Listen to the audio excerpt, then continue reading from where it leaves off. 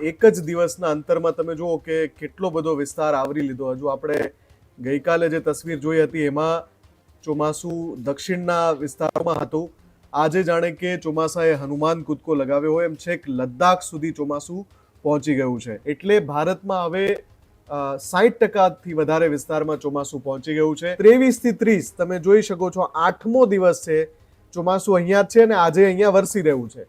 પણ એનું જે એડવાન્સમેન્ટ થવું જોઈએ ઉત્તર ગુજરાત તરફ, મધ્ય ગુજરાત તરફ અથવા તો કચ્છ તરફ, એ નથી થઈ રહ્યું. 3 તારીખ અને 2 તારીખ આ બે મહત્વના દિવસ છે ગુજરાત માટે, કે જ્યાં હવામાન વિભાગે કચ્છમાં પણ, મધ્ય અને ઉત્તર ગુજરાતમાં પણ વરસાદની આગાહી કરતો મેપ રિલીઝ કર્યો છે. એટલે આ સ્પષ્ટ દેખાડે છે કે અત્યારે જે ચોમાસું આગળ વધી રહ્યું છે એ બીજી અને ત્રીજી તારીખે આખા ગુજરાતમાં જોરદાર રીતે વરસી શકે છે. ખાસ કરીને મહારાષ્ટ્રથી માંડીને દક્ષિણ ગુજરાત સુધી આખો પટ્ટો છે જ્યાં ઓરેન્જ એલર્ટ છે. અને તમે ગુજરાતના જિલ્લાઓ જુઓ, છેક અહીંયા સુધી, એટલે કે મધ્ય ગુજરાત સુધી ટોટલ તમે જુઓ તો 6 જિલ્લાઓ એવા છે અહીંયા દક્ષિણ અને મધ્ય ગુજરાતમાં કે જેમાં ઓરેન્જ એલર્ટ છે. 30મી જૂને હવામાન વિભાગ કહી રહ્યું છે કે લગભગ અડધા ગુજરાતમાં વરસાદની આગાહી છે. સ્પેસિફિકલી જે કાંઠાળ વિસ્તાર છે અહીંયા, આ જે ખાડીની આસપાસના જિલ્લાઓ, ત્યાં સીધી રીતે હળવાથી મધ્યમ અથવા તો ભારે વરસાદ પણ પડી શકે છે. કેમ કે આ 1, 2, 3, 4, 5, 6, 7 અને 8 જિલ્લા એવા છે કે જ્યાં ઓરેન્જ એલર્ટ છે.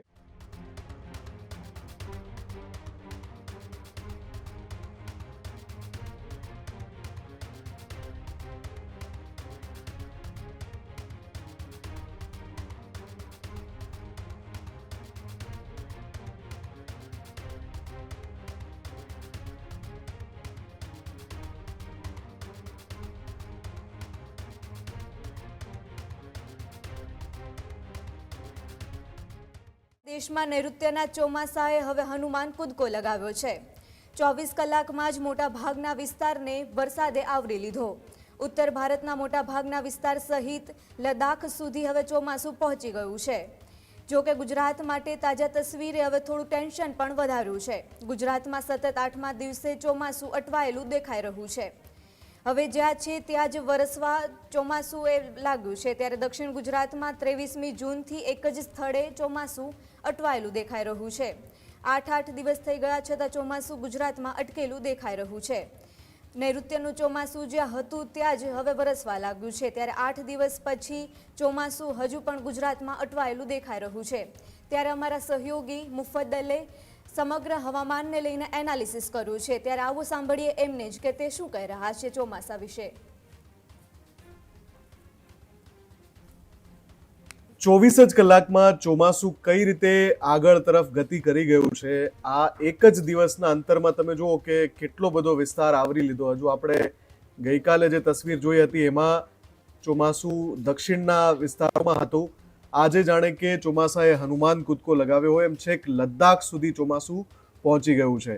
આ આખું જે તાજી તસવીર છે 30 જૂનની આજની હવામાન વિભાગે રિલીઝ કરી છે. ચોમાસું કઈ રીતે આગળ વધી રહ્યું છે, ગ્રે જે ભાગ છે એટલા વિસ્તારમાં ચોમાસું પહોંચી ગયું છે. એટલે ભારતમાં હવે 60%થી વધારે વિસ્તારમાં ચોમાસું પહોંચી ગયું છે. પણ બીજી તરફ એક જે ખાસ જેના ઉપર નજર રાખવાની છે એ છે કે દક્ષિણ ગુજરાતમાં ચોમાસું એન્ટર થયા બાદ 23 થી 30 તમે જોઈ શકો છો, 8મો દિવસ છે ચોમાસું અહીંયા જ છે અને આજે અહીંયા વરસી રહ્યું છે. પણ એનું જે એડવાન્સમેન્ટ થવું જોઈએ ઉત્તર ગુજરાત તરફ, મધ્ય ગુજરાત તરફ અથવા તો કચ્છ તરફ, એ નથી થઈ રહ્યું. એના કારણે એક ચિંતાનો માહોલ છે કે આ ચોમાસું જે અહીંયા અટવાયેલું છે દક્ષિણ ગુજરાતમાં, એ આગળ વધશે ખરું કે કેમ. હવે આ બધાની વચ્ચે હવામાન વિભાગે જ રિલીઝ કરેલી બીજી તસવીર જો આપણે જોઈએ તો 3 તારીખ અને 2 તારીખ આ બે મહત્વના દિવસ છે ગુજરાત માટે, કે જ્યાં હવામાન વિભાગે કચ્છમાં પણ, મધ્ય અને ઉત્તર ગુજરાતમાં પણ વરસાદની આગાહી કરતો મેપ રિલીઝ કર્યો છે. આ 2 તારીખ નો આગાહીનો મેપ છે અને એમાં તમે જોઈ શકો છો આજે રિલીઝ થયો છે. 30 તારીખે 29મીનો આ મેપ રિલીઝ કરાયો છે. અને એમાં 3 તારીખે પણ કચ્છ, મધ્ય અને ઉત્તર ગુજરાતમાં વરસાદની આગાહી કરાયેલી છે. એટલે આ સ્પષ્ટ દેખાડે છે કે અત્યારે જે ચોમાસું આગળ વધી રહ્યું છે એ બીજી અને ત્રીજી તારીખે આખા ગુજરાતમાં જોરદાર રીતે વરસી શકે છે. હવે આ જે તાજા તસવીર છે 30મી જૂનની છે. આપણે 2 દિવસ પહેલા જોયું હતું કે ગુજરાત આખું ગ્રીન હતું, કોઈ એલર્ટ નહોતું, પણ અત્યારે જે તસવીર આવી છે ચોમાસાની સામે, એમાં ઘણા બધા જિલ્લા ગુજરાતના એવા છે કે જ્યાં ઓરેન્જ એલર્ટ પણ છે. ખાસ કરીને મહારાષ્ટ્રથી માંડીને દક્ષિણ ગુજરાત સુધી આખો પટ્ટો છે જ્યાં ઓરેન્જ એલર્ટ છે. અને તમે ગુજરાતના જિલ્લાઓ જુઓ, છેક અહીંયા સુધી એટલે કે મધ્ય ગુજરાત સુધી ટોટલ તમે જુઓ તો 6 જિલ્લાઓ એવા છે અહીંયા દક્ષિણ અને મધ્ય ગુજરાતમાં કે જેમાં ઓરેન્જ એલર્ટ છે. સૌરાષ્ટ્રના દરિયાકાંઠાના 2 જિલ્લા અહીંયા પણ ઓરેન્જ એલર્ટ છે. આ આજની આગાહીનો મેપ છે. અને બાકીના આ 4 જિલ્લા અહીંયા પણ 5 થી 6 જિલ્લા જ્યાં યલો એલર્ટ છે.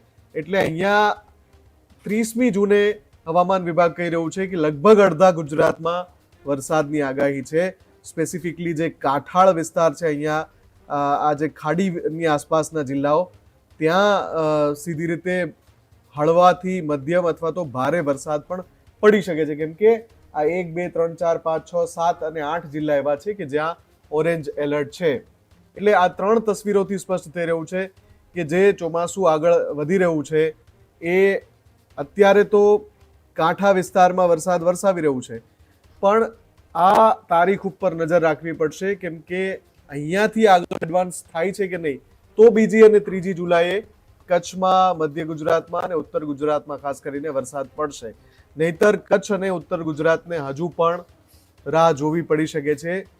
3જી જુલાઈ પછીની કોઈ તારીખે વરસાદ આવશે કે કેમ, એના માટે રાહ જોવી પડી શકે છે. ખેડૂત ભાઈઓ છે ખેતરમાં ડ્રોન ઉડાવતા હોય છે ત્યારે આપણે એક પ્રશ્ન સતાવતો હોય છે કે જે આપણે અત્યાર સુધી જીપીએસ ટેકનોલોજી વાળા ડ્રોન વાપર્યા છે, જેથી કરીને મોબાઈલ ટાવર છે અથવા તો હાઈ ટેન્શન લાઈન પસાર થતી હોય, કોઈ વૃક્ષો હોય, ત્યારે જે જીપીએસ ટેકનોલોજી વાળા ડ્રોન છે એમાં ટકરાય અને ટ્રેસ થાય છે. પણ એગ્રીઓન લાવ્યું છે GNSS ટેકનોલોજી ડ્રોન, જેથી કરીને એ ડ્રોન છે એ કોઈ જગ્યાએ ટકરાય નહીં, પોતાની રીતે જ ડિસિઝન લે છે અને મૂવ થઈ જાય છે. જેથી કરીને GNSS ટેકનોલોજી ડ્રોન છે એ વાપરવાનો આગ્રહ રાખો.